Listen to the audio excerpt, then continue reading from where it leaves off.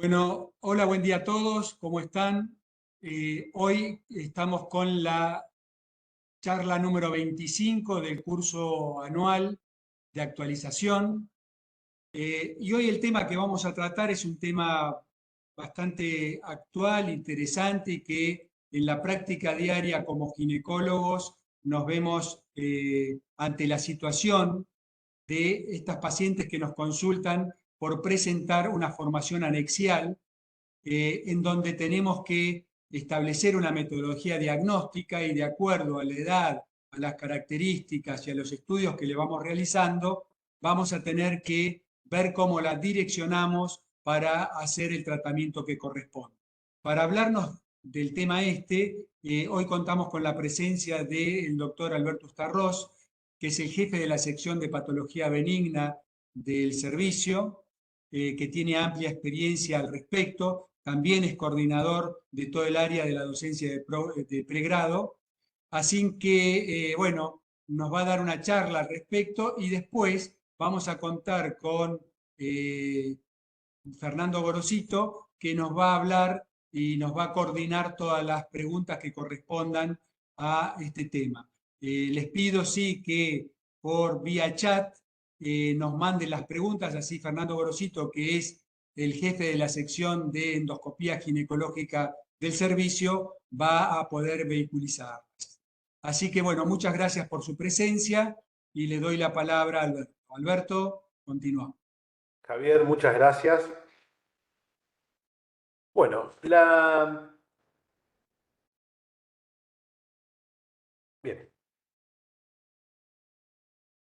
La charla que vamos a tratar de dar hoy es poder dilucidar o poder ver o poder brindar en nuestra práctica clínica ginecológica habitual como ginecólogos de primera instancia en el contacto con las pacientes, es poder brindar o poder darles algunas herramientas de lo que se está haciendo actualmente, una actualización sobre lo que se está haciendo en el manejo de las masas anexiales. Nos va a servir para el diagnóstico y la identificación del riesgo de malignidad, lo cual va a condicionar el tratamiento de las mismas, ¿sí? ¿Cuándo vamos a estas pacientes la vamos a controlar? ¿Sí? Una paciente que le encontramos una masa anexial, ¿cuándo la vamos a controlar? ¿Cuándo la vamos a operar? ¿Y cuándo la vamos a derivar a un centro de referencia en ginecología oncológica? Y vamos a describir vamos a dar algunos datos sobre cómo es el manejo intraoperatorio de las masas anexiales. Entonces, vamos a empezar con una definición de que toda estructura aumentada de tamaño que compromete trompa de falopio ovario en forma unio-bilateral lo podemos definir como una masa anexial. Y como bien decía Javier en la introducción, nosotros tenemos que tener en cuenta en primer término que es una patología sumamente frecuente. ¿Y por qué es tan importante tener conocimiento de qué hacer con esta patología? Y fundamentalmente tiene que ver porque es muy importante el diagnóstico precoz de una paciente con un cáncer de ovario, es muy importante el tratamiento que nosotros vamos a tomar porque esto va a impactar directamente con la mortalidad de la paciente. Fíjense que en Argentina en el año 2018, como ustedes saben, las estadísticas en Argentina son difíciles de recompilar, pero vemos que en 2018 hubo 125.000 nuevos casos de cánceres globales, de todo, femenino, masculino y demás, de los cuales 2.330 son por cáncer de ovario. Fíjense que la mortalidad de 2 años de todo esto es aproximadamente el 80%, y esto se debe a que es un tipo de patología que nosotros la diagnosticamos habitualmente tarde, ¿sí? La diagnosticamos en estadios 3 y ya cuando la diagnosticamos la mortalidad es muy, pero muy baja. Y esto tiene que ver con que no hay un método de screening que esté validado externa e internamente para que nosotros podamos tomar una conducta en el consultorio para hacer o para prevenir el mismo. Entonces, cuando nosotros hablamos de cáncer de ovario, ¿qué preguntas en esta charla, qué preguntas nos vamos a tratar de contestar? En primer término, si la masa anexial que nosotros recibimos es benigna o es maligna, ¿sí? En segundo término, si la misma requiere ser quirúrgica o requiere seguimiento. Otra de las cosas que tenemos que preguntarnos es si esa masa que nosotros decidimos operar la vamos a abordar por vía laparoscópica o la vamos a abordar por vía laparotómica. Luego, si esta masa en el intraquirúrgico nosotros la vamos a congelar o no la vamos a congelar, y si la vamos a congelar, ¿qué tratamiento vamos a hacer? ¿Y cuándo lo vamos a derivar a un oncólogo ginecólogo? ¿Sí? Entonces, cuando nosotros hablamos de cáncer de ovario, como para dar una suerte de introducción de lo que nosotros estamos hablando, tenemos que tener en cuenta, recordemos los factores de riesgo para cáncer de ovario: menarca temprana, menopausia tardía, nuliparidad. Tengan en cuenta también las alteraciones genéticas que tienen que ver con las pacientes que tienen antecedentes genéticos personales y familiares por cáncer de ovario. ¿Cuándo derivar a? Hoy hay excelentes, tenemos acá en el servicio la doctora Norese, excelentes genetistas o especialistas en asesoramiento genético que nosotros podemos derivar en pacientes que tienen alto riesgo de tener alguna patología genética asociada a las mismas. Entonces tenemos que tener en cuenta los antecedentes familiares de cáncer de mama, cáncer de colon rectal, cáncer de ovario, cáncer de endometrio, para poder derivarlas adecuadamente al asesoramiento genético.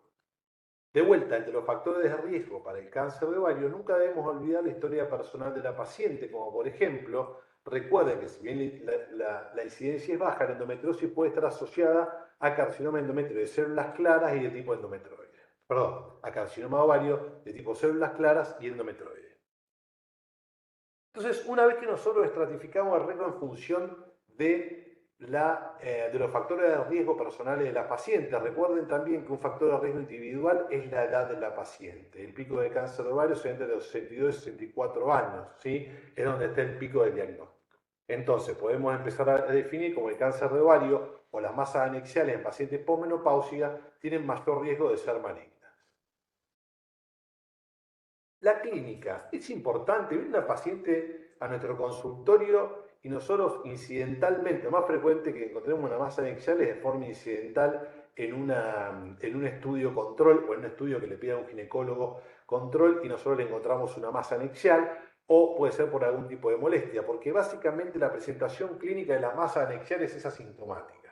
O puede tener alguna sintomatología inespecífica, como un sangrado uterino normal, distensión abdominal, dispareunia, síntomas urinarios por compresión, dolor a la movilización anexial, uterino, dolor abdominal.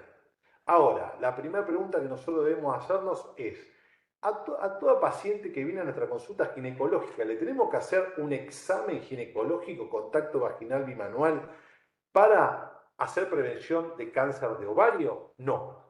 La respuesta es no. No deberíamos hacerlo.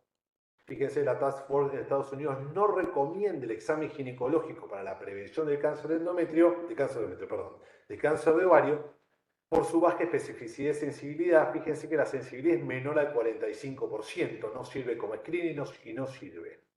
¿Sí? Pero ¿qué es lo que pasa una vez que nosotros tenemos diagnosticada la masa? Una vez que nosotros diagnosticamos la masa anexial, sí tenemos que hacer un examen bimanual, porque nosotros podemos encontrar formaciones nodulares, podemos tratar de buscar si son bilaterales o son unilaterales, podemos buscar ascitis, podemos encontrar nódulos en el fondo del saco de Douglas, tenemos algunos signos o síntomas que podemos encontrar en el examen ginecológico que nos pueden dar alguna pauta de la malignidad o la benignidad de aquella masa. Independientemente de esto, el examen físico en la detección o el diagnóstico diferencial entre benigno y maligno en una masa anexial es muy baja la sensibilidad y especificidad, una especificidad menor al 24%. Y fíjense que una paciente que tiene un carcinoma de ovario puede tener una presentación clínica como fatiga, pérdida de peso, distensión abdominal, constipación y diarrea, que son sumamente inespecíficos. Una vez que la paciente ingresó, le hicimos el examen, le hicimos el interrogatorio buscando los factores de riesgo para cáncer de ovario. Luego que incidentalmente nosotros le diagnosticamos la masa anexial, le hicimos el examen físico bimanual y luego el examen clínico ginecológico habitual como toda paciente. Vamos a empezar a direccionar nuestro diagnóstico y tratar de buscar si es benigno o es maligno. En el mundo esto está discutido y se viene discutiendo hace muchos años en cuanto a lo que nosotros debemos pedir a una paciente que tiene un blastoma anexial. ¿Le pedimos laboratorio? Sí. Lo primero diagnóstico diferencial que a nosotros se nos ocurre en pacientes premenopáusicas, obviamente tenemos que pedir una subunidad beta para descartar si la paciente está embarazada o no y descartar un embarazo ectópico. Luego tenemos que pedir un laboratorio con glóbulos blancos para descartar una enfermedad pélvica inflamatoria, un blastoma anexial secundario a un absceso tubovárico.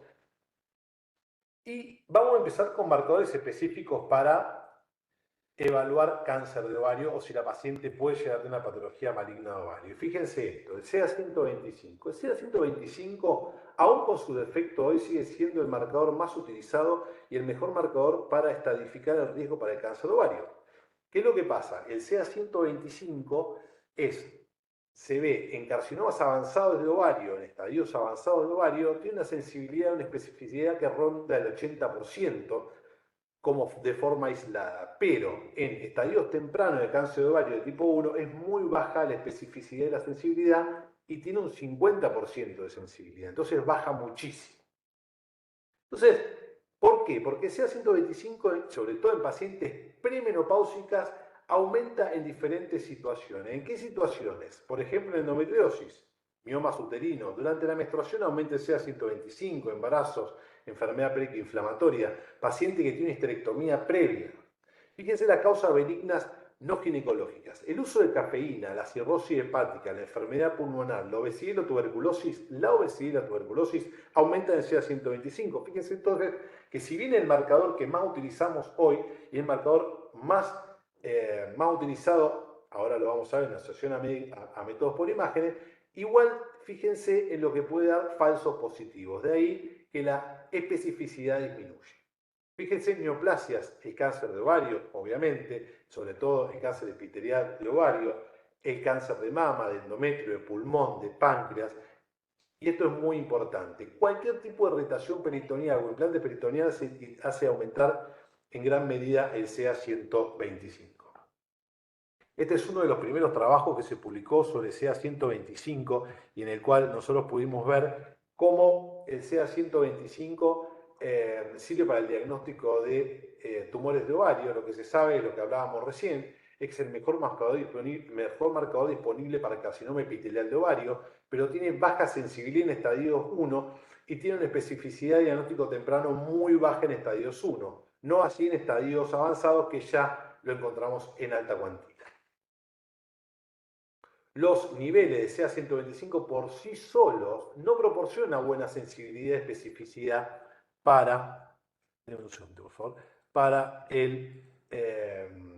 distinguir entre masas pélvicas benignas y malignas. Entonces, fíjense que buscando un método de screening de CA125 no nos sirve en forma individual, aislada y como predictor individual para el cáncer de ovario. Ni hablar en pacientes no se indicar de rutina el CA125 por todo lo que acabamos de exponer previamente para el screening de cáncer de ovario o para buscar en pacientes asintomáticas y sin formaciones anexiales. ¿Qué es lo que pasa entonces con otros biomarcadores? Nosotros tenemos la proteína del epidemio humano tipo 4, que es una proteína que se usa, por ejemplo, en factores predictores de riesgo como el score Roma, ¿sí? El cual asocia el CA125, la proteína del epidemio humano tipo 4, que la proteína del epidemio tipo 4 tiene más sensibilidad en estadios tempranos, aumenta de un 50 del CA125 a un 75% con la proteína del epidemio humano, aumenta los carcinomas epiteliales de ovario en estadios tempranos, tiene un poco más de sensibilidad, un poco más de especificidad, pero hoy el score Roma ya está en desuso, reemplazado por los nuevos scores que ahora en un rato vamos a hablar de lo mismo. ¿Cuándo pedimos un CA19-9? ¿Le pedimos a toda paciente un CA19-9? En realidad no, es cuando sospechamos alguna lesión mucinosa de ovario, que son tumores grandes con algunos tabiques. Cuando nosotros sospechamos podemos pedir CA19-9, pero está más asociado a tumores gastrointestinales. Lo mismo que el CEA, cuando nosotros queremos hacer un diagnóstico diferencial por alguna metástasis, que puede ser por un carcinoma gastrointestinal, habitualmente cuando tenemos lesiones o tumores de ovario bilateral podemos pedir el CEA para hacer diagnóstico diferencial. Y el CA15-3 es un marcador de mama que actualmente también está en desuso, no quería dejar de ponerlo porque seguramente si ven alguna guía lo pueden llegar a encontrar. leyendo una actualización de la guía canadiense sobre manejo de masas anexiales, nosotros podemos ver que desde el 2020, nosotros podemos ver que lo que nos indica es que deberíamos pedirle a una paciente que tiene un blastoma anexial de mediana o alta sospecha en pacientes menores de 40 años, deberíamos pedirle gonadotrofina humana, lactato deshidrogenasa, alfa-fetoproteína inhibina para descartar que son biomarcadores que nosotros utilizaríamos en carcinoma ovario germinales y en de los cordones estromales. ¿Sí? Fíjense, el digerminoma lo aumenta la subbeta HCG, el coriocarcinoma también aumenta la subbeta HCG, los tumores de la granulosa tengan en cuenta la inhibina, que aumenta habitualmente, que en tumores sólidos, pequeños, hiperfuncionantes de ovario, que en pacientes que tienen, por ejemplo, hipertricosis o que tienen signos de sintomatología de masculinización, podemos empezar a pensar en tumores de Sertoli-Leydig. También fíjense que tiene que ver también, podemos pedirle testosterona y androstenediona como marcador serológico, como biomarcador. ¿Sí? Pero bueno, entonces tengamos en cuenta que nos quede un poco dando vueltas que algunas guías en el mundo ya le están pidiendo a pacientes que son menores de 40 años gonadotrofina colónico humano, LDH, alfa-fetoproteína inhibina. Una vez que hablamos de biomarcadores y pruebas de laboratorio que nosotros podemos pedirle a esta paciente que nos llegó y cuando se la pedimos a nuestra paciente nos llegó con un blastoma anexial, tenemos que empezar a pensar qué método diagnóstico nosotros podemos usar para arribar un poco más o para acercarnos al diagnóstico y qué conducta vamos a tomar. En el mundo ya está probado que la ecografía transvaginal con reconocimiento de patrones, ¿sí? Ecografía transvaginal con reconocimiento de patrones realizada por un experto, tiene sensibilidad y especificidad cercanas al 95%, para lo cual nosotros tenemos que tener en cuenta que esto sería el estándar de oro para el manejo inicial de una paciente con un blastoma anexial. Nos llega al consultorio, le hicimos el interrogatorio, hicimos el examen físico, lo encontramos al tumor, le hacemos unos estudios de laboratorio que habíamos pedido, sea 125, menor de 40 años, le sumamos los demás marcadores, sea 19,9, sospechamos mucinoso, y le hacemos una ecografía transvaginal realizada por un experto. Pero ¿qué es lo que pasa? La ecografía transvaginal es operador dependiente, y la ecografía transvaginal con reconocimiento de patrones hecha por un experto tiene la característica de que no hay muchos expertos. Entonces no es reproducible en el mundo, ni es reproducible acá en Canadá, en China, en Estados Unidos y en India, porque no tenemos expertos en todos los lugares, no tenemos expertos en todas las poblaciones ni en todos los pueblos, ¿sí? Como no tenemos centros de tercer nivel en todos los pueblos. Entonces lo que uno tiene que apuntar, o lo que se trata de hacer en el mundo, es tratar de apuntar a que haya una uniformidad de criterios ecográficos para que nosotros podamos, junto a los marcadores y a los estatus menopáusicos, calcular riesgo y en función del riesgo establecer si la paciente tiene alto o bajo riesgo de tener un cáncer de ovario y en función de eso tomar decisiones. ¿Sí? Entonces, como no tenemos un especialista para realizar ecografía con reconocimiento de patrones, van a empezar a surgir diferentes scores que ahora vamos a ver a continuación. ¿Sí? La primera elección entonces es una ecografía transvaginal hecha por un experto y se le puede asociar el Doppler que le mejora la sensibilidad y especificidad. Score de riesgo. Muchos scores de riesgo descritos. De hecho, hoy hay desarrollo de score de riesgo con inteligencia artificial, que yo creo que en unos años es lo que se viene. Fíjense, la ecografía transvaginal realizada por un experto llega a niveles con Doppler cercana al 95% de sensibilidad y especificidad. ¿Sí?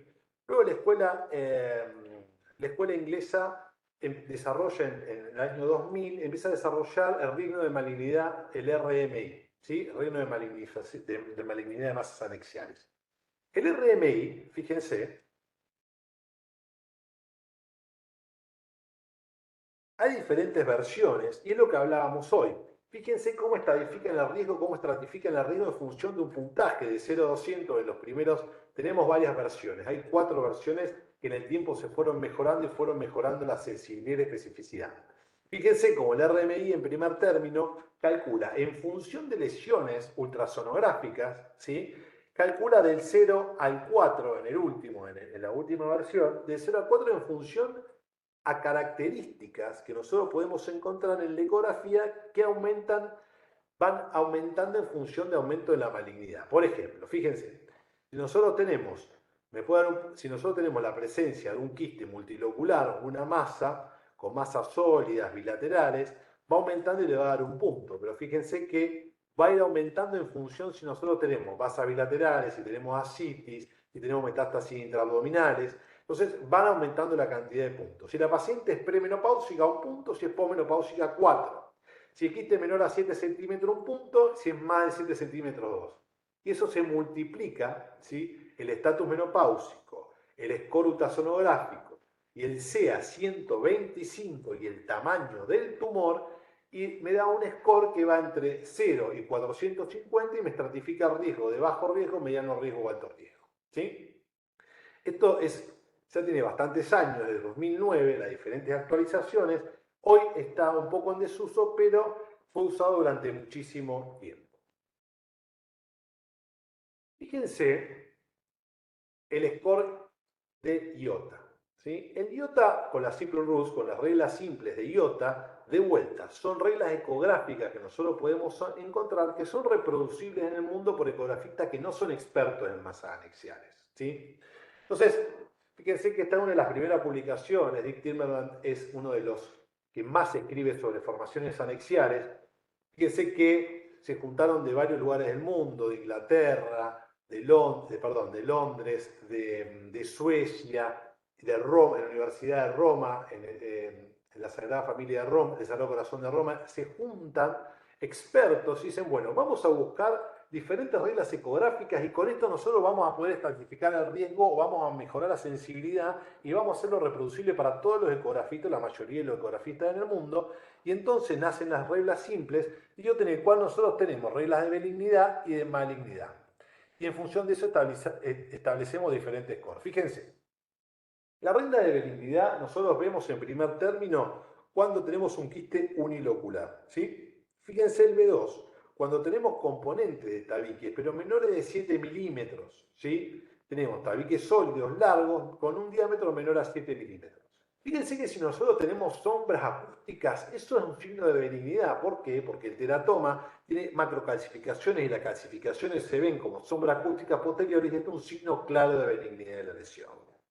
Fíjense que los multilóculos o formaciones multiloculares regulares con tumores menor a 10 centímetros son formaciones de malignidad y obviamente, fíjense acá, que cuando nosotros tenemos vascularización negativa también es signo de benignidad. Y ahora, ¿cuándo pensamos que una masa es maligna? Esto nosotros lo podemos ver en nuestro propio consultorio. Fíjense, con la ecografía que nos envían. Cuando nosotros tenemos tumores irregulares, ¿sí? o formaciones irregulares, si nosotros tenemos presencia de ascitis, fíjense que dice 4 papilas. A partir de 4 papilas, IOTA toma como una regla de malignidad. Fíjense luego tumores más multiloculados irregulares mayores de 10 centímetros, o si nosotros tenemos formaciones sólidas vasculares. Estas son las reglas simples de IOTA. Muy bien. Como habíamos hablado hoy, el factor epidimario humano, la proteína epidimaria humana tipo 4 más el CA125 en forma aislada, más el estatus menopáusico, forman el riesgo de Roma, que ya ha caído en desuso. Ya ahí por el año 2009 también surge la necesidad de todavía unificar más criterios en función nuevamente de lo que nosotros encontramos en las formaciones ecográficas y a partir de esto nosotros poder desarrollar score de riesgo y tomar decisiones en el consultorio, y a partir del ya muy popular BIRATS, que nosotros lo vemos en mama, ¿sí? En el cual sirvió por unificar criterios a partir de formaciones o a partir de imágenes, poder tomar decisiones fácil y rápidamente en consultorio. Recuerden, BIRATS 1, 2 y 2 seguramente benigno, BIRATS tipo 3 probablemente benigno, tipo 4 probablemente maligno y tipo 5 maligno. Quieren hacer algo similar con las imágenes anexiales a partir de reportes ginecológicos, y entonces nace el GIRATS. Fíjense, BIRATS 1 muy similar a BIRATS, nosotros vemos que tiene un índice de malignidad cercano al 0%, los ovarios son normales. El tipo 2 es muy probablemente benigno, con un riesgo de malignización menor, o de malignidad, perdón, menor al 1%, en donde uno se ve una masa de tipo funcional, que puede ser un quiste folicular, un quiste lúteo o un quiste hemorrágico. Fíjese el tipo 3, probablemente benigno, que esto nos da un control cada 6 meses, el 1 al 4%. Fíjense una neoplasia anexial considerada benigna con patrón de reconocimiento típico, que puede ser un endometrioma, un quiste dermoide, paratubario, un hidrosalpix, quiste peritoneal o quiste mucinoso. Y ya nos vamos al 4-5, GRATS 4-5, probablemente maligno o muy probablemente maligno. Esto va entre el 5 al 20% y ya aquí deberíamos, es donde nosotros no podemos clasificar entre 1 y 3 y deberíamos derivarlo directamente a un oncoginecólogo y hacer una cirugía con una estadificación quirúrgica y una congelación intraquirúrgica. Entonces el GRATS cuantifica el riesgo de malignidad en 5 categorías. Varios estudios validados externa e internamente han demostrado el valor del GRATS en pacientes con masas anexiales que nosotros las vamos a operar. Entonces podemos agarrar y nosotros podemos decir, la paciente que nosotros operamos podemos ver con anatomía patológica, evaluación por ultrasonografía y nosotros podemos evaluar si esta paciente la podemos o no la podemos, si es una paciente que estuvo bien clasificada, digamos, ¿no? Y si nosotros al GRATS le sumamos un CA125, mejora todavía más la identificación de masas anexiales con alto riesgo de malignidad comparado al CA125 solo. Hay muchos trabajos que ya lo demuestran. Vamos a lo último, lo que más se está usando hoy en el mundo, que es el ORATS. Y después lo vamos a ver una comparación entre las mismas. El ORATS puede tener dos tipos de ORATS. Puede ser de tipo ultrasonográfico, que es el más utilizado, ¿sí? El cual de vuelta va a unificar léxicos en cuanto a las lesiones ováricas y en función de eso tomar decisiones. La verdad es un cuadro bastante largo y engorroso, pero como para que tengan en cuenta que el ORAT nosotros a partir de diferentes características en las masas anexiales podemos estratificar el riesgo en ORAT 0, ¿sí? En ORAT 1, ¿sí? 2, que si nosotros lo comparamos con el IOTA sería, si nosotros probablemente benigno. Tipo 3 de bajo riesgo, fíjense que en los de bajo riesgo nosotros tenemos los tumores típicos de ovario, los clásicos tumores benignas que vimos nosotros, mayores de 10 centímetros. Fíjense que en los de bajo riesgo son menores de 10 centímetros, tiene que ver un poco también con los criterios de IOTA, ¿sí? Pero fíjense que en los tumores de bajo riesgo nosotros tenemos por tamaño, ya podemos ir tomando una conducta. Por ejemplo, tenemos un bajo riesgo menor a 3 centímetros, no nos hace absolutamente nada. Y si nosotros tenemos un bajo riesgo entre 3 y 10 centímetros, podemos hacer seguimiento cada 6 meses. De esto les voy a dar un pantallazo general y después les vamos a hacer los diferentes algoritmos para lo que deberían hacer de acuerdo al riesgo de cada patología. Quería que tengan en cuenta que los RATS también nos sirve para estadificar el riesgo, es otro estadificador de riesgo para tomar decisiones. Entonces, fíjense, el ORATS, esto es un trabajo ahora del 2022, nosotros ponemos que tenemos un ORATS 1, el riesgo es 0, si tenemos un ORATS 2, el riesgo es menor a 1, ¿sí? El riesgo de malignización en un tipo 3 es del 1 al 10%, el tipo 4 es del 10 al 50% y alto riesgo es mayor al 50%. Fíjense entonces que los RATS me proporciona de vuelta un glosario estandarizado sobre los diferentes tipos de lesiones que nosotros vamos a tener, nos va a ayudar a estadificar el riesgo y nuevamente ayudarnos a tomar decisiones. Fíjense que el sistema de clasificación de masas anexiales en descriptores de los RATS o riesgo de malignidad usado del IOTA Annex, nosotros lo podemos comparar y son los mejores predictores de riesgo hasta ahora de lo que se ha desarrollado. Igualmente, en la actualidad, si bien está en desarrollo los RATS, todavía no han sido validados externamente. Está validado por trabajos internos, pero todavía falta la validación externa. Es lo que se viene en el mundo. Fíjense en este trabajo, que es una revisión del 2020 en la Sociedad Europea de Radiología, que compara el ORATS, el GRATS y el IOTA-RUT, o el IOTA Simple Roots, y nosotros vemos que Se determinó en este trabajo malignidad, validez y confiabilidad de los métodos. Y fíjense que el ORATS tiene una sensibilidad subjetivamente superior al GRATS y las reglas simples de IOTA.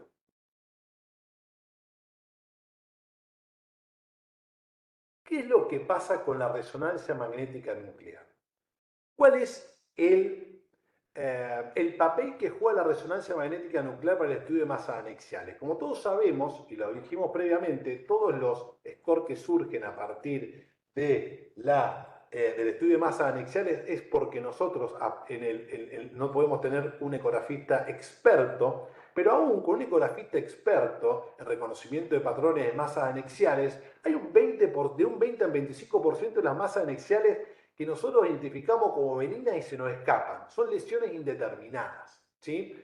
Y estas lesiones indeterminadas, para estas lesiones indeterminadas, a nosotros nos sirve la resonancia magnética nuclear con contraste endovenoso y técnica de difusión para caracterizar si estas lesiones son benignas o malignas, y fíjense que nos lleva desde un 20% a un 5% en las lesiones indeterminadas. Entonces reduce la cantidad de falsos positivos. La resonancia magnética nuclear tiene una sensibilidad y especificidad similar a la ecografía transvaginal realizada por un experto. Fíjense que también hay un ORATS, como habíamos hablado de un ORATS ultrasonográfico, hay un ORATS que mide patrones de resonancia magnética nuclear que nos va a ayudar y va a mejorar la sensibilidad y la especificidad de la resonancia, porque recordemos también que si bien la resonancia magnética nuclear es un método que es más específico y menos operador dependiente que la ecografía, si nosotros le sumamos criterios de resonancia magnética nuclear, le sumamos que sea vista por un experto, también aumentamos la sensibilidad y especificidad. Entonces, también hay unos RATS para resonancia magnética nuclear que estadifica el riesgo en bajo, mediano y alto riesgo. ¿Cuándo pedimos o a quién le pedimos, sí, de vuelta, un ORATS MRI? De vuelta mejora la resonancia magnética nuclear dando parámetros estandarizados de lo que es benigno y lo que es maligno, ¿sí?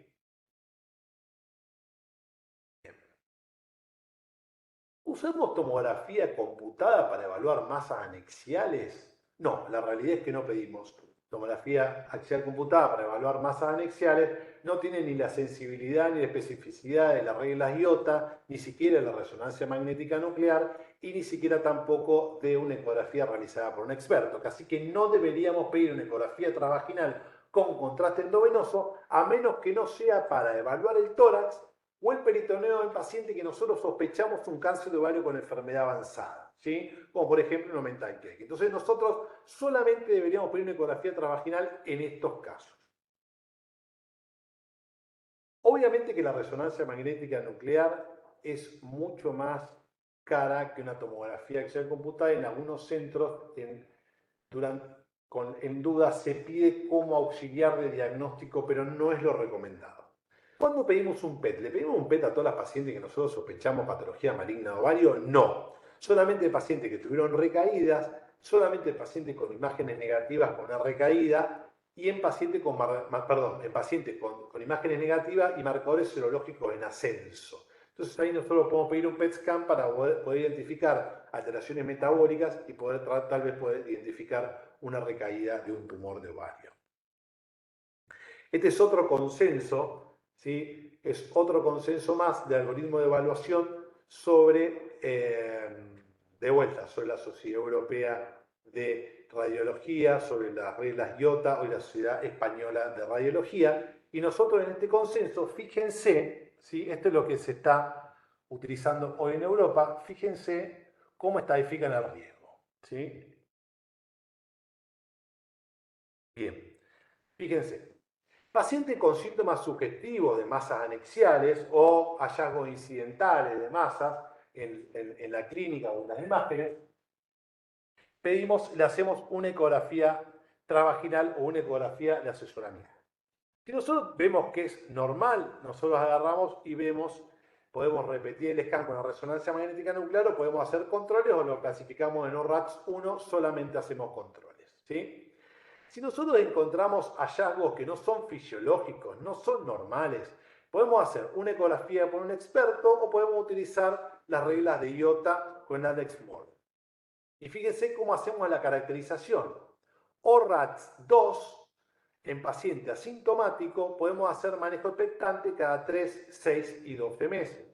Paciente con bajo riesgo, menor del 10%, ORATS 3, podemos tener un manejo quirúrgico en una unidad de ginecología convencional. Vamos de vuelta. Tenemos bajo riesgo de malignidad o riesgo tipo 1, menor del 10%, podemos hacer un manejo quirúrgico en una unidad de ginecología convencional.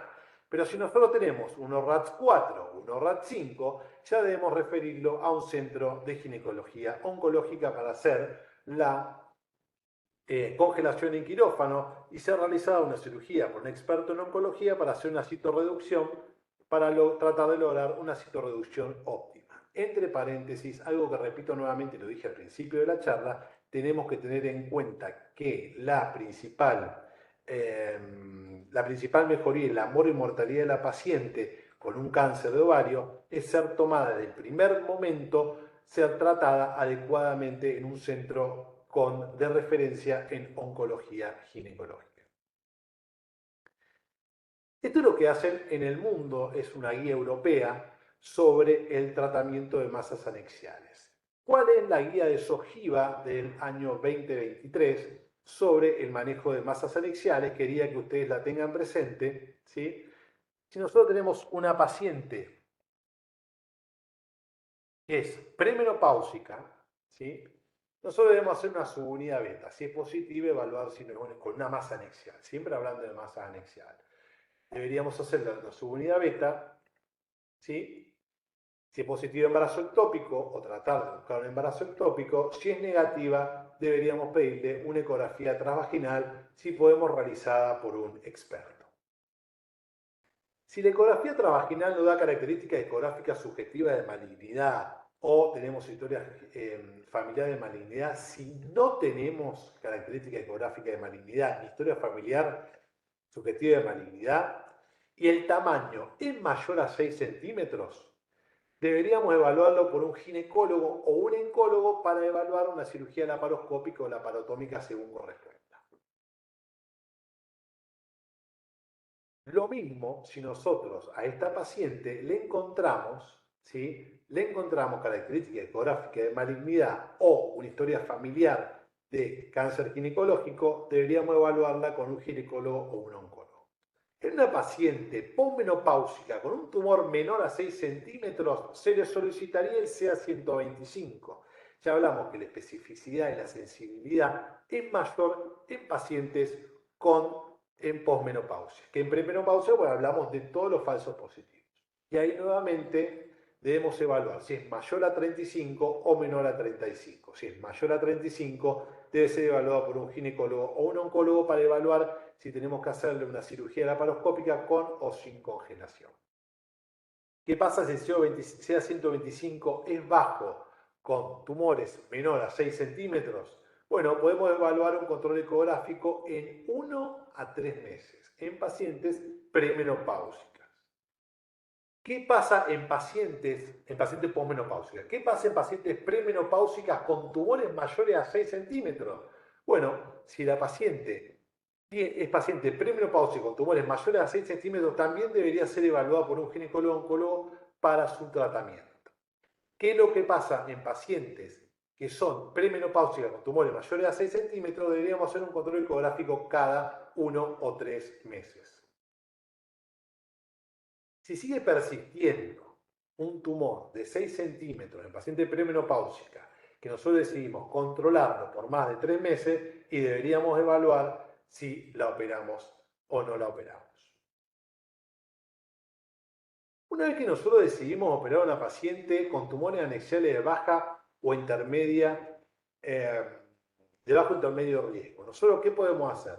¿Laparoscopía o laparotomía? Una paciente con tumores con tumores grandes, ¿sí? Yo le da 10 centímetros, uniloculares, que a nosotros nos impresiona que son benignos podemos evaluar hacer una mini laparotomía, una laparoscopía con drenaje del material controlado y luego hacer la quistectomía o la resección del quiste o del ovario según corresponda.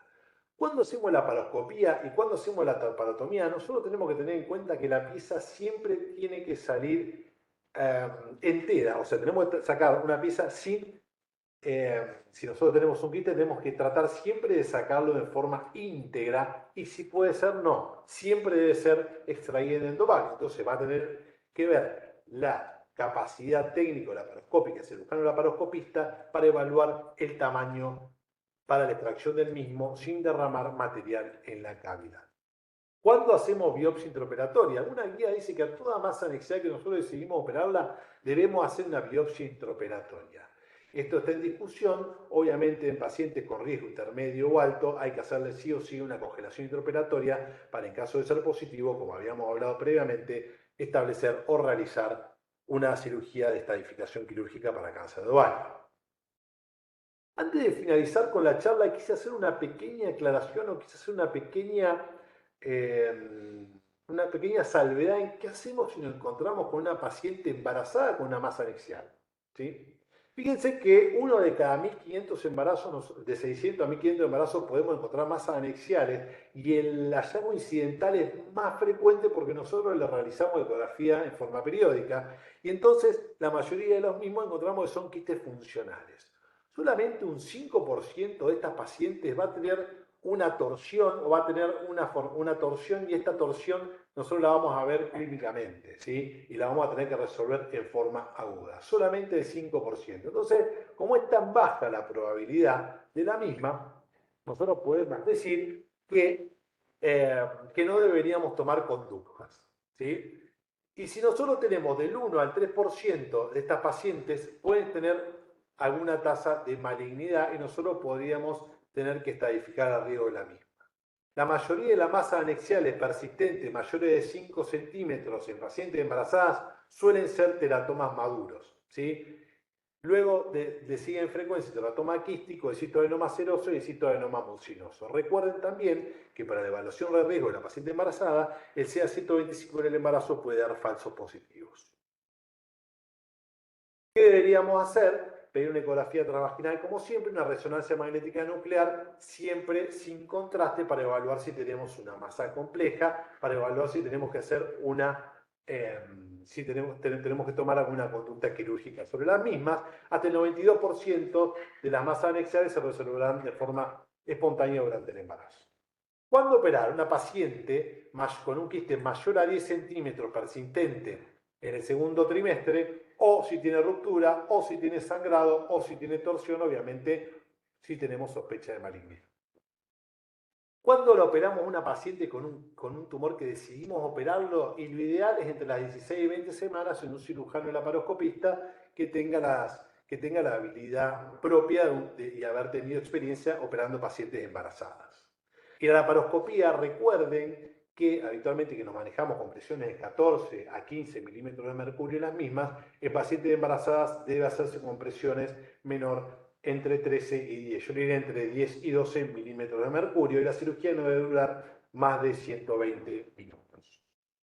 Entonces, para terminar, cuando nosotros derivamos a una paciente que vemos en nuestro consultorio con una masa anexial mayor a 1 centímetro, la paciente posmenopáusica con niveles de CA125, de hallazgos ecográficos, subjetivo de malignidad, ascitis, masa pélvica fija o metástasis abdominal o a distancia, derivando. En pacientes premenopáusicas con CA125 muy elevado y hallazgos subjetivos, como de vuelta ascitis, masa pélvica nodular fija, evidencia de metástasis abdominal o a distancia, derivar siempre a gineco-oncología.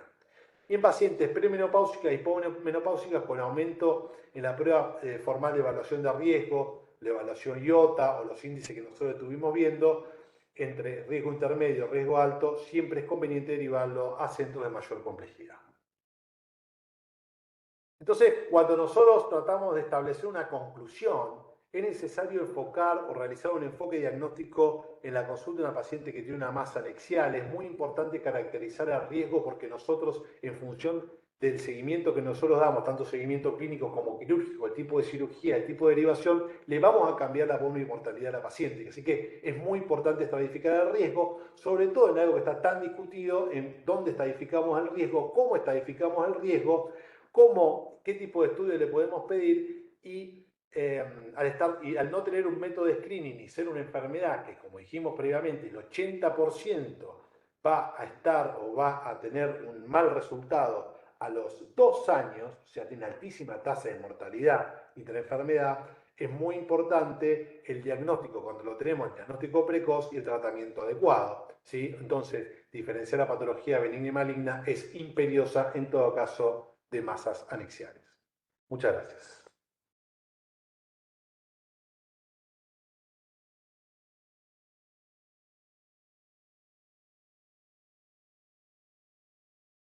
Bueno, muchas felicitaciones. No sé si Javier está ahí, si no, este, voy a hablar un poquito. Felicitaciones, Alberto, por la charla. Muy bien. Eh, a mí se me hacen varias preguntas. Yo quisiera que en estos 10 minutos de discusión nos sacáramos el cassette todos y definiéramos un poquito a ver qué hacer en casos puntuales. A ver, vos presentaste excelente todos los métodos de evaluación de riesgo, pero ¿cuántos de ellos vos podés usar en tu práctica cotidiana y qué es lo que en tu práctica cotidiana haces con una paciente con una masa anexial pre menopáusica y las pacientes posmenopáusicas? ¿Cómo te comportás con estas pacientes vos en tu práctica cotidiana? ¿Qué le pedís? ¿Le pedís un iota?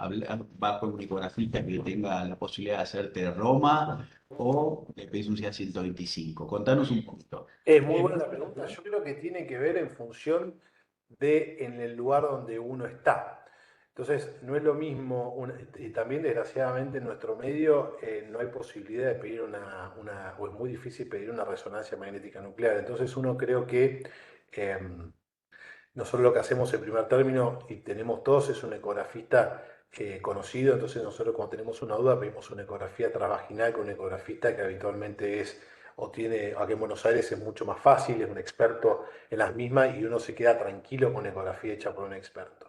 En caso que la paciente tenga obra social, nosotros una paciente pre y posmenopáusica podemos pedirle fácilmente una resonancia magnética nuclear. Sabemos que los costos en Argentina no son los mismos que en el exterior tampoco, y nosotros podemos tener la posibilidad de pedir una resonancia magnética nuclear. Entonces, uno pediría una ecografía transvaginal, habitualmente pedimos un CA 125, en pacientes jóvenes sumamos los marcadores para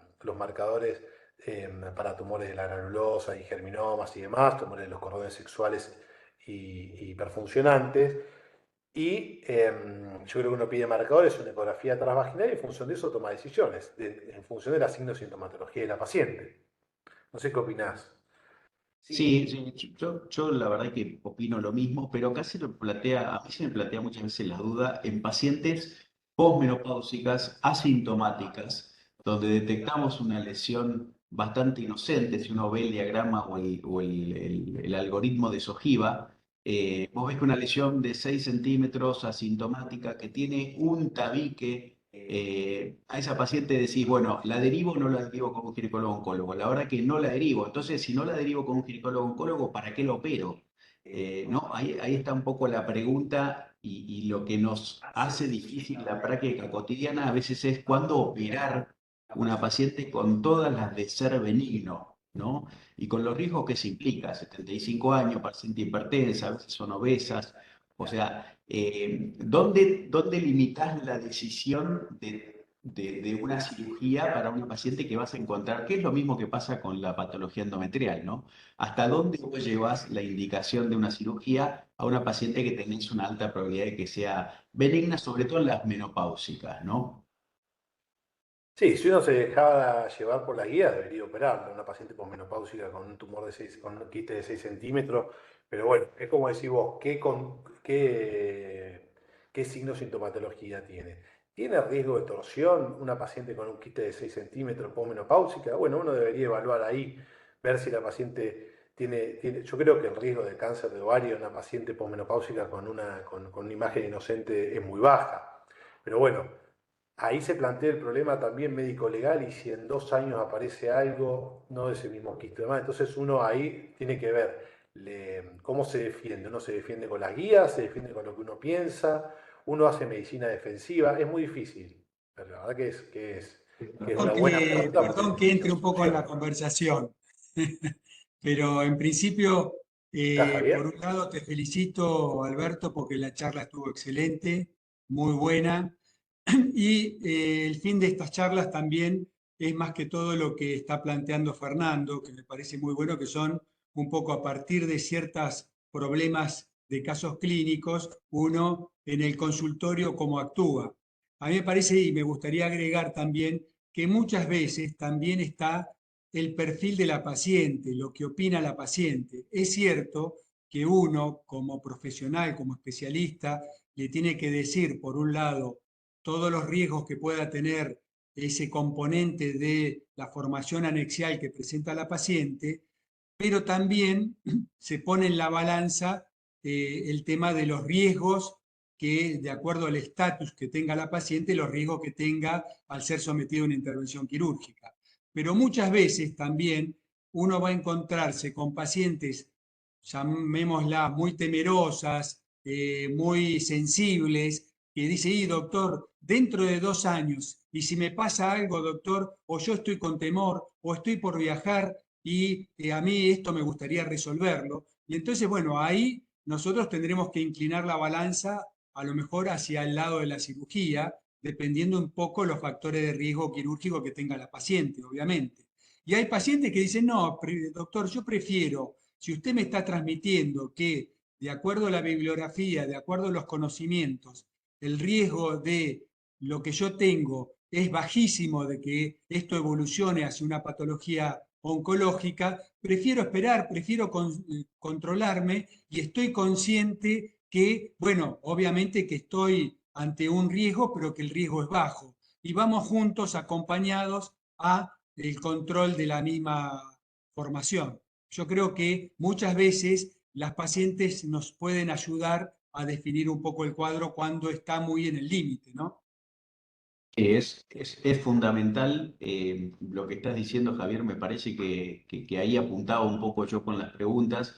Es que siempre escuchar a las pacientes, siempre hay que escucharlas, siempre hay que contenerlas, y cuando hay decisiones límite como esta, tratar de ir de acuerdo a lo que menos le puede generar un problema, porque a veces la ansiedad que genera el tener un quiste y no saber su histología a la paciente le hace muy mal. Por lo tanto, en una paciente donde decís, no sé qué hacer, la verdad, un quiste de 6 centímetros, bastante asintomático, pero que la paciente psicológicamente o emocionalmente se ve muy afectada, y esa paciente es una candidata seguramente a una cirugía. Ahí tenés, fijarte, Fernando, que hay preguntas en el chat, si querés ir manejándolas. Sí, hay una pregunta que habla acerca de en qué casos, me preguntó, me pareció interesante, por ahí para un nivel un poquito más elevado, es en qué caso pedirías vos una endoscopía digestiva alta o baja, hablando de imágenes sospechosas, ¿no? O sea, blastoma anexial o una masa anexial sospechosa que vos vas a derivar a un ginecólogo oncólogo. Esto ya es una pregunta más para oncología, pero ¿en qué caso le pedís una endoscopía digestiva alta y una baja? Bueno, como si nosotros estamos, si la paciente nosotros le llegamos a pedir, por ejemplo, un CA19-9, que tiene que ver también un poco con patología gastrointestinal, una paciente que nosotros sospechamos un tumor mucinoso de ovario, cistanoma mucinoso, citanocarcinoma mucinoso, nosotros ahí podemos pedirle una endoscopía digestiva alta y baja. También podemos llegar a pedirle, cuando nosotros nos impresiona patología ovárica bilateral, y nosotros podemos sospechar que puede llegar a ser más bien una metástasis de un primario de ovario, también podríamos pedir una, una videoendoscopía digestiva baja. Por ejemplo, yo hace poco tuve un caso de una paciente que tenía una formación que parecía quística y me refería que había tenido una anexistrectomía total y no tenía patología de la misma, y me informaba en la resonancia magnética nuclear una formación que impresionaba anexial 5 centímetros, y impresionaba anexial con este antecedente, y le pedimos una videoendoscopía digestiva baja y encontramos justamente un cáncer de colon. Entonces, bueno, hay diferentes indicaciones, uno tiene que estar preparado para pedirla en caso que les toque. No sé, Fernando, si te parece alguna más. No, sí, estoy de acuerdo con vos. Otra de las preguntas que hacen es en pacientes en edad fértil o adolescentes, si las masas anexiales tienen criterios de benignidad en la ecografía y teniendo en cuenta, lógicamente, la cantidad de falsos positivos que podemos detectar, ¿solicito marcadores tumorales? Las guías dicen que en pacientes en edad fértiles, premenopáusicas, con una imagen que impresiona unilocular, benigna, no debería pedirse CA-125 de ningún marcador tumoral. Eso dicen las guías. No sé, pero bueno, acá viene la disquisición en consultorio, nosotros qué hacemos, lo que hacemos, le pedimos, no le pedimos. Bueno, las guías dicen que no. Ahí también hablaste en un momento de, que me pareció interesante, el tema del diagnóstico, de los métodos de diagnóstico, y dejaste entrever que el examen físico tal vez no lo harías o no estaba recomendado ¿para qué? Porque quiero que quede claro eso. O sea, ¿no? Muy buena pregunta. El examen físico ginecológico para evaluar los anexos, para evaluar masas anexiales o para hacer screening de masas anexiales, no debe realizarse de forma sistemática en la paciente en la consulta ginecológica. No está, eh, no está, no está indicado. Así que no debería hacerse según las recomendaciones de la Task Force en Estados Unidos, ¿no? ¿No? Que son los que marcan un poco la pauta de lo que hay que hacer en screening y no. O Sí, sea, perdón, yo ahí quiero meter, perdón, Fernando, yo A quiero una meter, paciente, a una paciente que le quiero, diagnosticamos quiero la que, masa anexial, ahí sí, vamos, le tenés que hacer ¿cómo el lo examen. silenciamos a Javier acá? no, yo quiero dar mi punto de vista, ¿no? Yo creo que muchas veces hay ciertas conductas o propuestas o protocolos médicos que se hacen en otras latitudes que a lo mejor no es tan representativo con estas latitudes. Entonces yo ahí opino y siempre defiendo la semiología. Yo creo que, y más en pacientes delgadas, yo creo que hay que examinarlas, que obviamente que a lo mejor no tiene tanta especificidad para detectar esa formación anexial, pero siempre la semiología me parece que ocupa un pilar fundamental en la metodología diagnóstica y no va a estar de más. Pero No, bueno, no. es una Igual, cuestión. Javier, la guía dice en pacientes que nosotros no le detectamos masa anexial. En la paciente con la masa anexial ya detectada o incidentalmente o por síntomas, sí hay que hacerle examen físico, si bien es muy baja, el diagnóstico diferencial entre benignidad y malignidad es menor al 24%, la sensibilidad es bajísima, pero debe hacerse. No así a la paciente que no tiene ningún tipo de, que no tiene, la paciente que viene a control, digamos. Ahí Sí, no yo está creo, a lo indicada. mejor me parece que estamos todos de acuerdo y me parece que, pero por ahí a lo mejor el mensaje que hay que hacer es que en el consultorio de uno tiene que uno examinar a la paciente. Obviamente que a lo mejor para detectar una formación anexial, más si la paciente, por ejemplo, tiene un BMI elevado, obviamente que va a ser bastante más dificultoso y que muchas veces hay ciertos diagnósticos por imágenes que van a tener mayor sensibilidad que el examen ginecológico. Pero me parece que tenemos que transmitir que la semiología es fundamental en nuestra práctica diaria. Bueno, sí, quería hacer un poquito esa aclaración porque genera discusión. Lo que quiero que quede claro también es, o sea, el cáncer de ovario no tiene un método de screening como sí lo tiene el cáncer de mama, como sí lo tiene el cáncer de cuello. Los métodos de screening son métodos de diagnóstico que uno utiliza con el fin de disminuir la mortalidad de una enfermedad determinada y por tal motivo y porque debe aplicarse a un 80% de la población y debe ser de bajo costo y por esas premisas es que el cáncer de ovario, el cáncer de endometrio no tienen métodos de diagnóstico que puedan ser denominados de screening. Dentro de esos métodos de diagnósticos se podría meter al examen ginecológico. La ecografía ginecológica tampoco es screening para el cáncer de ovario. Sí, cuando uno sospecha una masa anexial por síntomas o por el examen ginecológico, uno debería pedir ecografía y avanzar con los métodos de diagnóstico de acuerdo a lo que dé o la imagen que nos informa esta ecografía. Cuando tenemos una ecografía de confianza es mucho más fácil. Así que bueno, por ahí quería ir, ¿no?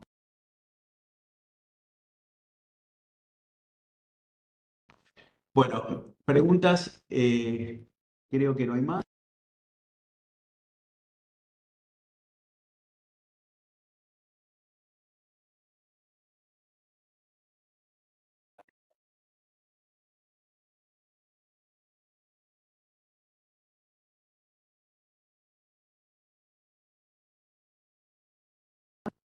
Ay, hola, ¿me escuchan? ¿Quién está? Javier. Javier. Javier se colgó, me parece.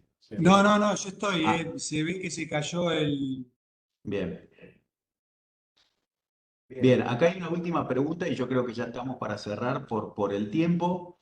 Eh, Hay varias plataformas genómicas que por ahí, aprovechando que está Gaby acá, nos puede dar una respuesta un poco más autorizada del tema. Te voy a pasar, Gaby, para que la contestes. Sí, Hola. mientras ahí, Gaby, Sí, sí, habla, estoy habla, acá. después yo.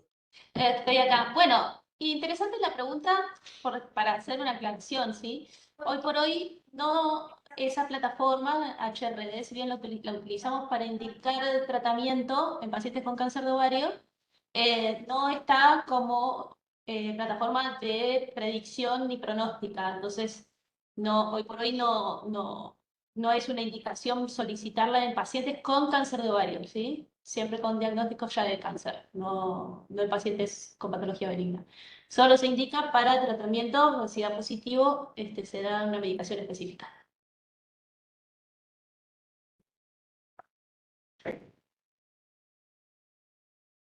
Bueno, Javier, ¿te parece cerrar el curso? Bueno, bien, bien, ahí por lo que veo también Elías Costa hizo un aporte comentando que está de acuerdo con realizar el examen bimanual, que bueno, suma más que resta, así que me parece muy bien. Y también cuando vos hablaste, Alberto, con respecto a todo el manejo de masas anexiales en la paciente embarazada, que me parece que fue muy importante que lo puedas tocar, porque muchas veces uno se encuentra con pacientes embarazadas que tienen formaciones anexiales y bueno, y es todo un tema ver si hay que abordarlas o no hay que abordarlas. Como sumatoria, también les diría que hay veces que de acuerdo a la edad gestacional uno puede acceder en el acceso laparoscópico, esto ya es un tema técnico, hay veces que se recomienda, por un lado, no hacer con técnica cerrada, sino hacer técnica abierta en el acceso laparoscópico y hay veces que por ahí es necesario hacer un acceso supraumbilical, o sea, 2 traveses de dedo por encima de la cicatriz umbilical. Muy bien lo que dijiste de la presión intraabdominal que sea entre 10 y 12 milímetros de mercurio y muchas veces también se recomienda ponerla un poco escorada como para que no los grandes vasos retroperitoneales no sean comprimidos. Así que, bueno, no sé si alguno quiere aportar algo más.